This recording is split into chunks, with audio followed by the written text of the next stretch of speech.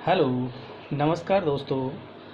आज इस चैनल पर हम थेल्स प्रमेय के बारे में या इसे आधारभूत आनुपातिकता प्रमेय कहते हैं के बारे में हम अध्ययन करेंगे। ये प्रश्न या प्रमेय अधिकांशतः बोर्ड परीक्षा में पूछी जाती है, इसलिए इसको ध्यान से समझने की ज़रूरत है। तो चलिए शुरू करते हैं। इस प्रमेय का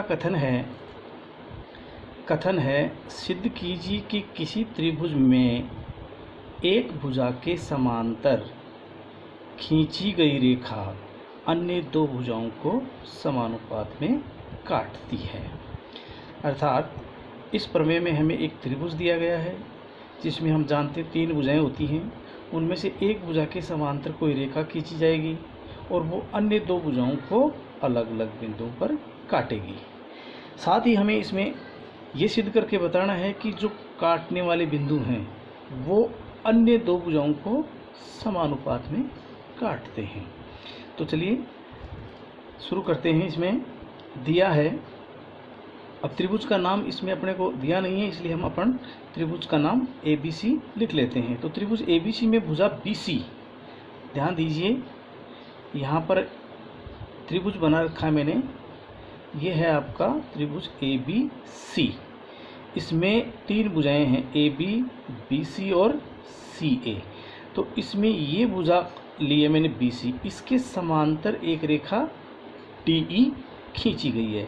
ये अन्य दो भुजाओं को AB और AC को अलग अलग बिंदु D और E पर काट रही है। तो ये यहाँ पर लिख देंगे कि त्रिभुज ABC में भुजा BC के समांतर एक रेखा BC के समांतर रेखा DE खींची गई है, ठीक है, जो अन्य दो भुजाओं को AB और AC को क्रमशः D और E पर काटती है। सिद्ध करना है कि ये बिंदु D है वो AB को 2 टुकड़ों में बांट रहा है, ऐसे ही बिंदु E है वो AC को 2 टुकड़ों में बांट रहा है। तो इन दोनों भागों का अनुपात और इन दोनों भागों का अनुपात बराबर होना चाहिए, ये अपने को सिद्ध करके बताना है। इसके बाद हम इसमें रचना करते हैं। रचना में ध्यान दीजिए, बिंदु B को E से और बिंदु C को D से मिलाया गया है। तो ये यहाँ भी लिखा है बिंदु B को E से व बिंदु D को C से मिलाया। साथ ही ध्यान दीजिए कि यहाँ बिंदु D से ये सामने वाली भुजा AE पर एक लंब DF और ऐसे ही इस शीर्ष से सामने वाली भुजा AD पर एक लंब EG डाले गए हैं, जो कि यहाँ रचना में लिख दिया है। यहाँ देखिए, यहाँ लिखा है DE लंबवत AE तथा EG लंबवत AD, दो शीर्ष लंब डाले गए हैं।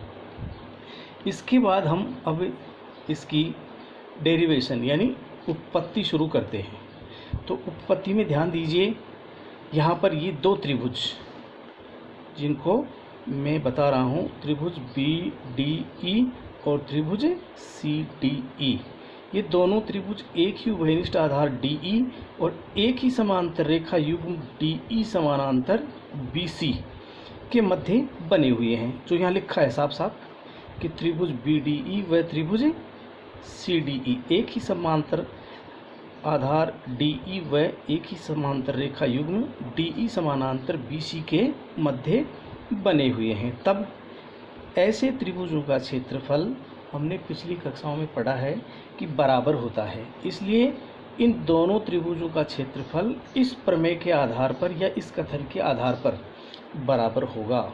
जो यहाँ पर स्पष्ट लिख दिया गया है कि त्रिभुज BDE का क्षेत्रफल, ये जो AR लगा है पीछे, ये एरिया को व्यक्त करता है, यानी इस त्रिभुज के क्षेत्रफल को, इसलिए इसको पढ़ेंगे त्रिभुज BDE का क्षेत्रफल और इधर पढ़ेंगे त्रिभुज CDE का क्षेत्रफल।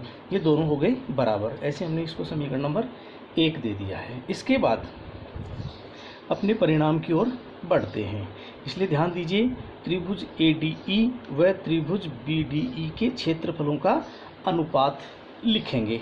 तो यहाँ लिखा है मैंने एरिया ऑफ त्रिभुज ADE बटे एरिया ऑफ त्रिभुज BDE, यानी ऊपर वाले त्रिभुज ADE और इसके साथ जुड़े हुए त्रिभुज DBE का क्षेत्रफल। तो ध्यान दीजिए, इन दोनों त्रिभुजों के आधार क्रम से AD और डी बी होंगे, लेकिन इन दोनों ही आधारों के लिए ऊंचाई जो होगी वो यहाँ से जी ई काम में ली जाएगी। तो ध्यान दीजिए, त्रिभुज ए डी ई का क्षेत्रफल लिखा है 1/2 गुणा आधार।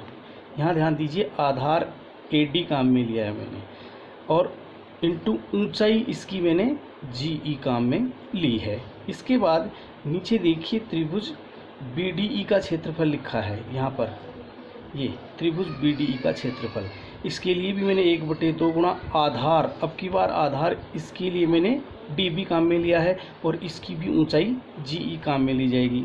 तो आधार डी बी इंटू ऊंचाई जी ई लिख दी गई है। इसके बाद जो राशियाँ इनमें समान होती हैं वो एक दूसरे को निरस्त कर देती हैं, इसलिए ऊपर नीचे इनको निरस्त कर देते हैं। तत्पश्चात हम शेष बची हुई राशियों को लिखते हैं। तो एरिया ऑफ त्रिभुज ए डी ई का क्षेत्रफल बटे एरिया ऑफ त्रिभुज बी डी ई का क्षेत्रफल इधर लिख दिया। इधर जो बच गया ए डी बटे डी बी यहाँ पर नोट कर दिया है।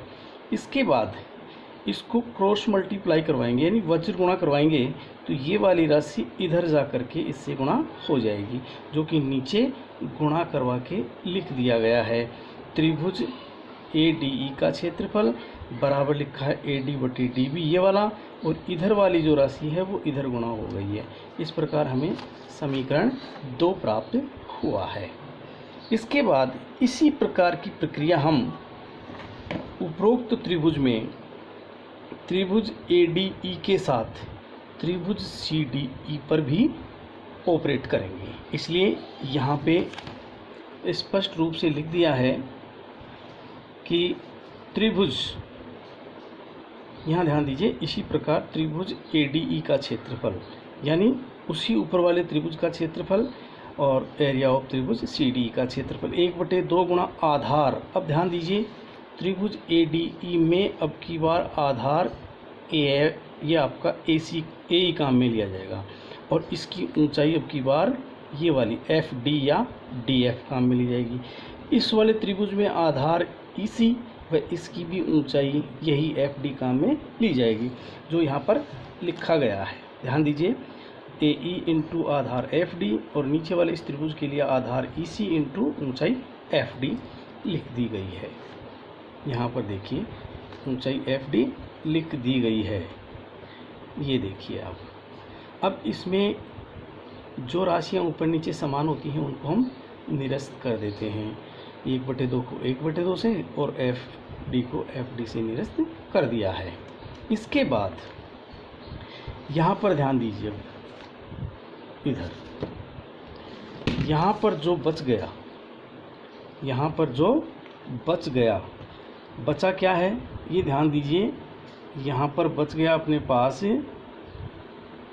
ये त्रिभुज, ये वाला भाग त्रिभुज ए डी ई का क्षेत्रफल बटे ये वाला भाग, और इसमें बच गया आपका ए ई बटे ई सी वाला पार्ट। तो इसको मैंने इधर जो बच गया वो पार्ट यहाँ लिख दिया है। अब इसको भी वैसे ही वज्र गुणा करवाएंगे, तो ये वाली राशि इधर आकर के गुणा हो जाएगी। ये वाला पार्ट यहाँ पर कंप्लीट कर दिया है क्रॉस मल्टीप्लाई करवा के, और इसको समीकरण नंबर दे दिया है 3। अब यहाँ ध्यान दीजिए, समीकरण 3 में हम समीकरण 2 को भी ले सकते हैं, फिलहाल मैं 3 को ले रहा हूँ। समीकरण 3 में समीकरण 1, अब समीकरण 1 कहाँ है? समीकरण 1 है अपना यहाँ पर, ये देखिए आप, समीकरण 1 ये वाला है। इस समीकरण में यहाँ पर ध्यान दीजिए, त्रिभुज सी डी ई का क्षेत्रफल त्रिभुज बी डी ई के क्षेत्रफल के बराबर है। और समीकरण 3 में ध्यान दीजिए, यहाँ लिखा है त्रिभुज सी डी ई का क्षेत्रफल, तो इसकी जगह समीकरण 1 में से त्रिभुज सी डी ई के क्षेत्रफल की जगह त्रिभुज बी डी ई का क्षेत्रफल लिख देंगे, जो यहाँ प्राप्त हो गया है। देखिए, लेफ्ट हैंड साइड वो की वही है जो ऊपर लिखी हुई है, और इधर ये पार्ट भी वही है, लेकिन इसकी जगह समीकरण 1 से ये वाला भाग लिख दिया है। इस प्रकार हमें समीकरण 4 प्राप्त हुआ है। इसके बाद ध्यान दीजिए, समीकरण 2 जो इधर लिखा है, समीकरण 2 ये देखिए, ये रहा समीकरण 2। समीकरण 2 ये है। समीकरण 2 में इधर वाला बायां भाग त्रिभुज ए डी ई का क्षेत्रफल है, और समीकरण 4 में भी ये भाग त्रिभुज ADE का क्षेत्रफल लिखा हुआ है।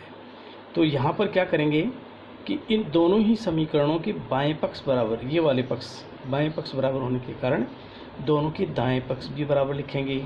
तो समीकरण 2 का दायां पक्ष ये भाग है AD/DB इंटू त्रिभुज BDE का क्षेत्रफल, और इस वाले समीकरण 4 का पार्ट है ये वाला दायां भाग AE/AC इंटू त्रिभुज BDE का क्षेत्रफल, जो यहाँ पर इनको बराबर लिख दिया है।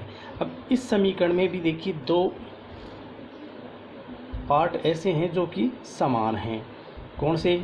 एरिया ऑफ त्रिभुज BDE का क्षेत्रफल और इधर एरिया ऑफ त्रिभुज BDE का क्षेत्रफल, इनको काट देते हैं तो बच गया आपके पास AD/DB और इधर बच गया आपका AE/AC। इस प्रकार हमें AD/DB बराबर AE/AC प्राप्त होता है, यानी अपना परिणाम, प्रमेय का जो परिणाम था वो प्राप्त हो चुका है। ये देखिए हमें सिद्ध करना था ये, और ये हमें प्राप्त हो चुका है।